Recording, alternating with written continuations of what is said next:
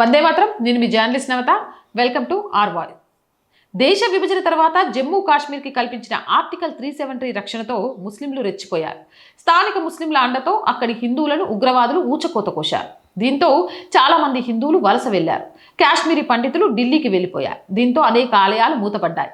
5 ఏళ్ల క్రితం మోదీ ప్రభుత్వం ఆర్టికల్ 370ని రద్దు చేసింది. జమ్మూ కాశ్మీర్లో ఉగ్రవాద నిర్మూలనకు చర్యలు చేపట్టింది. దీంతో పర్యాటక రంగం పుంజుకుంటోంది.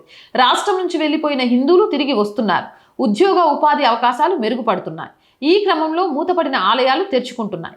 శ్రీనగర్ లోయలో 3.5 దశాబ్దాల తర్వాత మళ్లీ ఘంటానాదాలు మోగాయి. 1990లో ఉగ్రరూపం దాల్చినప్పుడు మూతపడిన హబ్బా కడల్లోని చారిత్రక రఘునాథ మందిరం 2026 రామనవమి నాడు భక్తుల కోసం తెరుచుకుంది. పూజలు లేని, అర్చనలు లేని ఆలయం ఇప్పుడు పునరుజ్జీవనం పొందింది. 1857లో నిర్మితమైన ఈ ఆలయం డోగ్రా రాజవంశానికి చెందిన మహారాజా గులాబ్ సింగ్ వారసత్వాన్ని ప్రతిబింబిస్తోంది. సూర్యవంశీయ క్షత్రియ రాజులు తమ ఆరాధ్య దైవమైన శ్రీరాముడికి అంకితమిచ్చిన ఈ మందిరం శ్రీనగర్లోని హిందువులు ఎక్కువగా నివసించే హబ్బా కడల్ ప్రాంతంలో నిర్మించబడింది.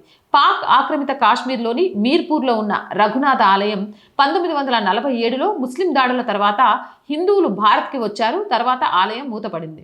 మాంగ్లా డ్యాం నిర్మాణంతో మునిగిపోయింది. నీటి మట్టం తగ్గినప్పుడు మాత్రమే కనిపిస్తుంది. పూజలు జరగడం లేదు. జమ్మూ నగరంలోని రఘునాథ ఆలయం 2002లో ఉగ్రవాద బాంబు దాడులకు గురైంది. అయినా పూజలు కొనసాగుతున్నాయి. కిఫ్తాపార్లోని మందిరంలో కూడా నిత్య పూజలు జరుగుతున్నాయి. ఆర్టికల్ 370 రద్దు తర్వాత జమ్మూ కాశ్మీర్లో మార్పులు పవనాలు వీచాయి. ప్రభుత్వం ప్రాచీన నిర్మాణాల పునరుద్ధరణకు ప్రాధాన్యత ఇచ్చింది. స్మార్ట్ సిటీ ప్రాజెక్టులో భాగంగా 2020లోనే ఈ ఆలయ పునరుద్ధరణ పనులు మొదలుపెట్టారు.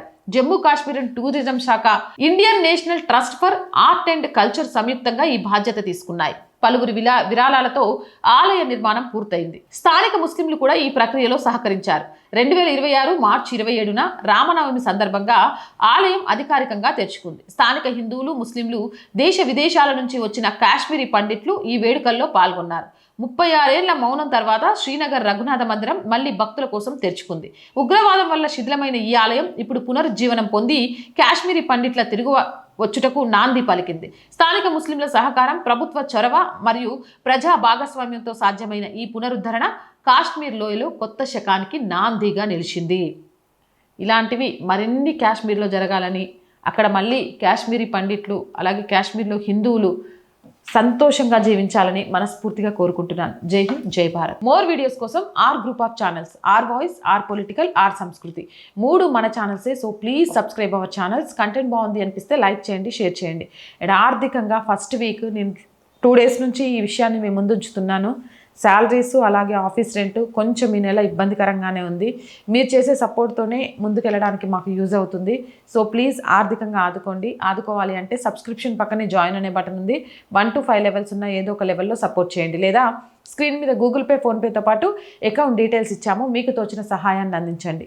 వ్యాపార ప్రకటనల కోసం 8328 500 576 నెంబర్ని సంప్రదించండి. జై హింద్, జై భారత్.